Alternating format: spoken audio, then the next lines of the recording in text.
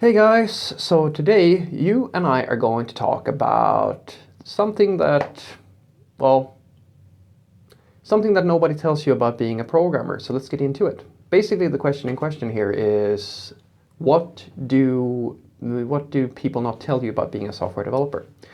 So I've tried to really think about this one actually because the thing is that I don't want this to be just a remake of another video about things that are negative or things that are positive of by being a software developer, because then it just becomes just a remake of something else, right, that I've already made. And there's quite a lot of people who have positive things to say about programming, and then there are people who have negative things to say about programming. So I was really trying to figure out something that not a lot of people could find on the internet, but still remains fairly universally true, the sort of thing that people don't really talk about. And really, the best thing that might be the most, well, maybe it's obvious to you, it's just that I don't see a lot of people talking about it, is that there is this assumption within software engineering, and there's quite a lot, especially on the internet, there is this perception that as a software developer, your value within a company, or your ability to move toward in some form of career or things of this nature, is tied into how good you are at programming, or how well you know a suite of tools and things of this nature. But the thing that quite a lot of people don't actually tell you is that your value to a company when you work, because usually the way it goes is that you start working at some form of company, and all certain companies are absolutely the sort of companies who will truly, well, they will reward you for having a lot of knowledge. And a lot of old outdated businesses, well, not outdated is a strong word, but more conservative traditional corporations will reward you based on academics and things of this nature. But it's actually shifting from that to a different sort of direction now these days. And this is kind of funny because I don't really know how we ever got to a point where academics in any way means more than the amount of impact you have on the business that you work for.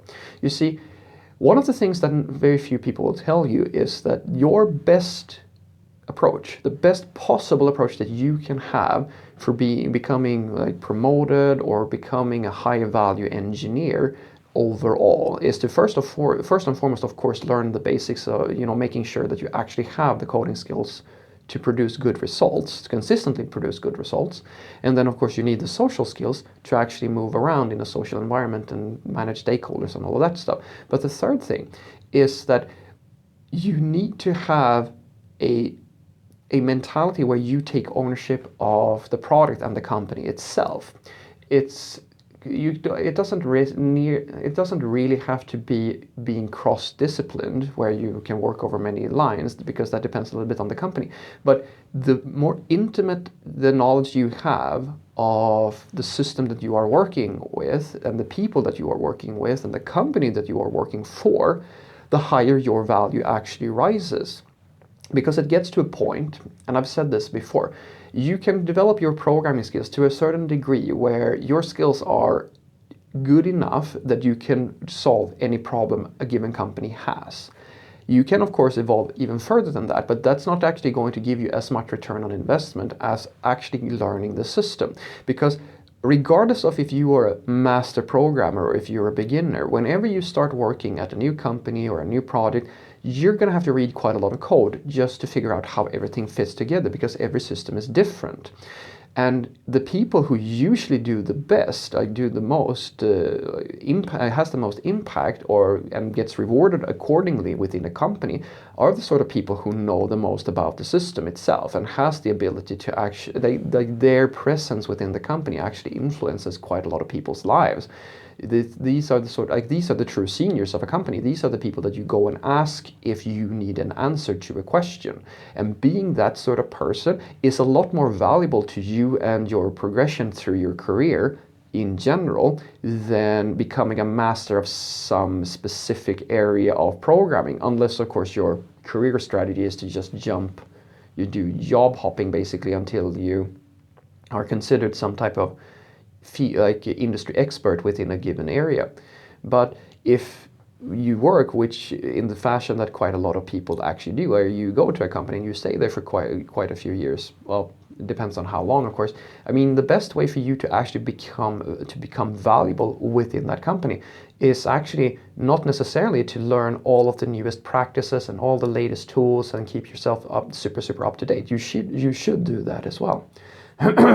But it's actually more beneficial to you as an individual and the company if you spend your time truly understanding the system that you are working on.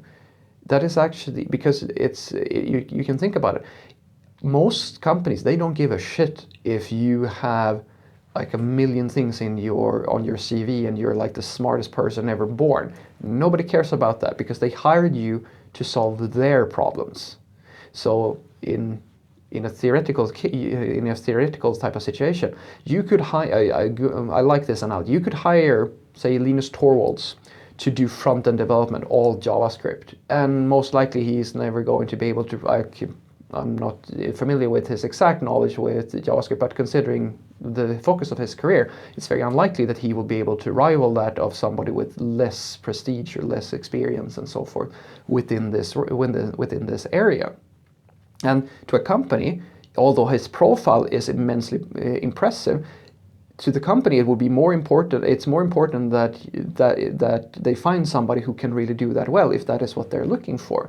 And the same thing applies for you. It doesn't matter if you know 100 languages if they just use one language in that company and you can't produce within that one language, because remember, you've impressed them enough that they've hired you. Now it's time to actually produce results within the problem domain that they have. And that's something that quite a lot of people forget, that like all these skills, all the coding tests, all of that is just to figure out if you're clever enough to solve the problems that company has. But once you have proven that, or rather once you got in, if you will, then the most important thing for you is to as quickly as humanly possible, to just figure out the problem domain that you are working in, so that you can actually start to produce results for that company. So what I want you to take away from this is that the thing that quite a lot of people don't actually tell you about being a software developer is that after you learned to produce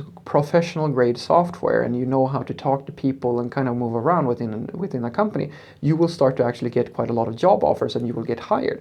But the most valuable thing for you and your career that you can do and in terms of making yourself valuable within a company is not to just keep on learning every single thing. You should do that if you're interested in it, but from the company's perspective, it's actually a lot more interesting to have a person who intimately understands and knows their own system. Because trust me, the day they start like doing layoffs, the person with the coolest CV and the coolest GitHub account is not the person who's going to stay hired. It's the person who produces the most amount of money, who has the most intimate amount of domain knowledge and is considered to be one of the experts within the company on their system. Doesn't matter if they know a million other things. It's their system that they're concerned with. And although you may have a very impressive CV and like vast knowledge in, I don't know, bitcoins or machine learning or something that they may not actually use, that doesn't matter at all to them. What matters is that you can produce within their system. So if you want to get ahead with your career within a company or really become a valuable person, the most important thing for you is to really, really learn how their system works. That is the best strategy for you to become promoted and all of these things that you might want for your future. Have a great day.